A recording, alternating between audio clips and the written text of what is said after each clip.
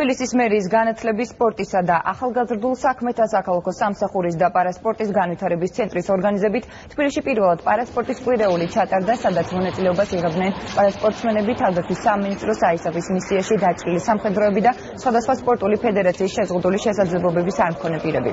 სპორტული კვირეულის მიზანია საზოგადოებაში პარასპორტული სახეობების პოპულარიზაცია და შეზღუდული შესაძლებლობების მქონე პირების სპორტულ ცხოვრებაში აქტიური ჩართულობა.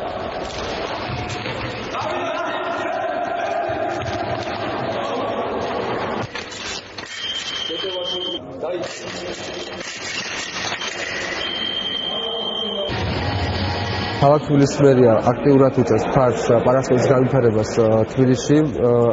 როგორც მოგეხსენებათ, 2015 წლის ივლისში ფუნქციონირება დაიწყო პარასპორტის განვითარების ცენტრმა, სადაც რამდენიმე სახეობა აქტიურად ვითარდება.